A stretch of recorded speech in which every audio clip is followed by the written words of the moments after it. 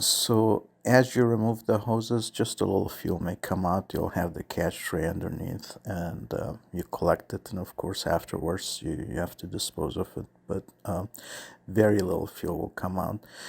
And the screw in the middle that holds the filter and the pump into the housing, you don't need to remove it all the way. Just loosen it enough so that you have sufficient room to move the filter on. And then keep the filter sort of horizontal to the ground.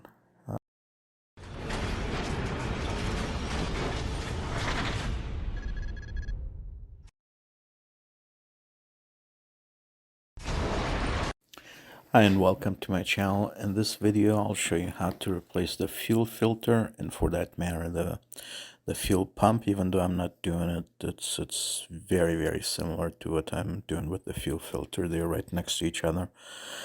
The fuel filter only costs about $50 or so. You can get it from any number of online stores such as AutohouseAZ.com, FCP Euro, Pelican Parts, and others, or Mercedes-Benz.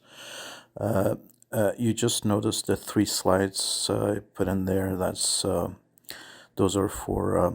at the actual Mercedes-Benz shop instructions. So please read them carefully because it lists the models of cars, primarily from 1998 to 2008, 112 and 113, and even some 275 engine models. This is done on a W210 E320, but is equally applicable to the S-Class, W220, and all those other cars. You want to this is the cover right in front of the left driver tire, held by 3 nuts. You remove it, and you'll need some clamp pliers, as you just noticed, and a pick to remove if you have the original Mercedes-Benz clamps, such as these, or if you have the other type that the screws in or out, then of course it's a lot easier. But that's probably the hardest part of this job, to remove the old clamps if they are the original ones. There are 4 hoses attached to the filter. The larger of the two, the one with the blue color, that's the pump, and you can remove that and replace it just as easily, or probably easier, because it's only attached by 2 hoses, and of course it has an electrical connector too that you remove. But anyway, so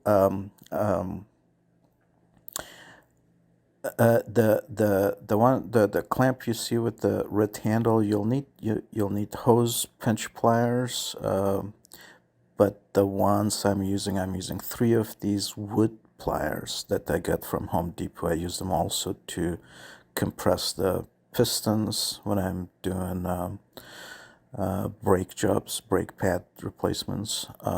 They come in handy in all types of jobs, but the filter itself is about $50. The pump is over $100. You need to replace the filter at least every, I would say, 70,000 miles to 100,000 miles. If you have never done it, do it as soon as you can. And also depending on the age of the car, so definitely every 7 to 10 years, because it's a cheap part, and it does get dirty over time. So you don't want to introduce. Well, I mean, it could cause all kinds of issues if it gets too dirty and blocked, and so in terms of the fuel delivery, and you could have engine lights and all kinds of fuel trim issues. But anyways, so you pinch the hoses, the 3 hoses. There's one other hose. This is just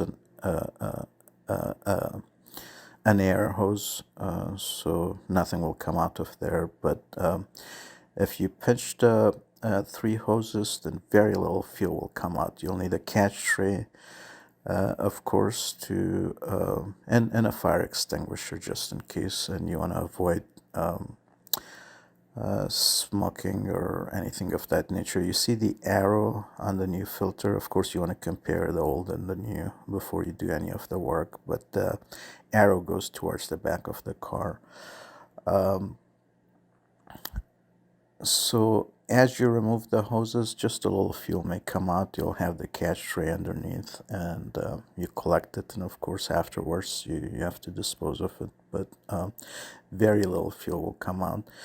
And the screw in the middle that holds the filter and the pump into the housing, you don't need to remove it all the way. Just loosen it enough so that you have sufficient room to move the filter on.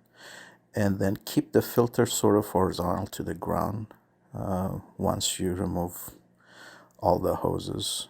When you remove the ones from the front, then of course you can raise that part higher, and then keep it kind of horizontal, because if you don't, then the fuel will come out of either side of it. And then you just put the new filter in, and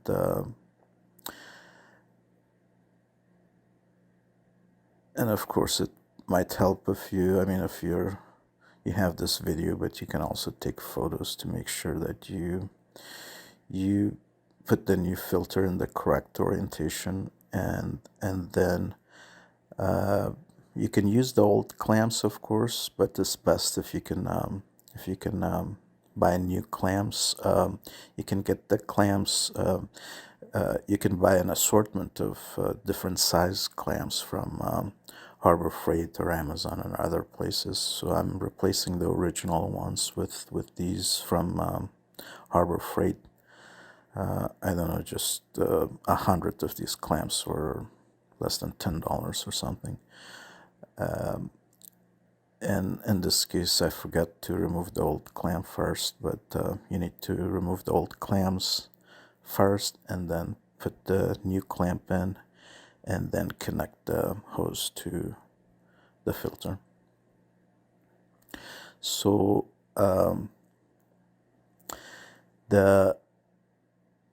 it's just the reverse of removal. Installation is the reverse of the removal.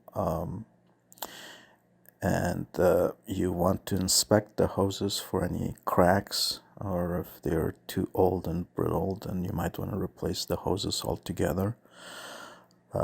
And usually you should be able to read the labels on the hoses and order the correct hoses from these online stores, or go to Mercedes-Benz and the dealership and get some new hoses for your car.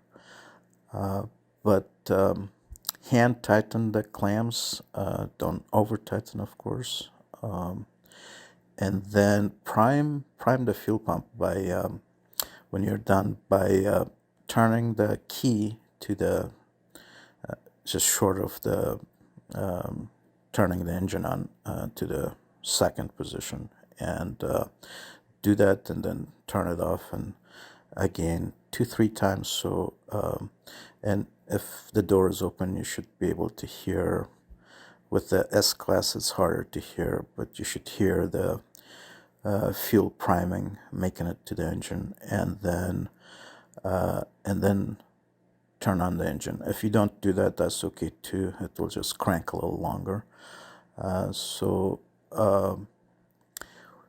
once you turn the car on, of course, clean up the hoses and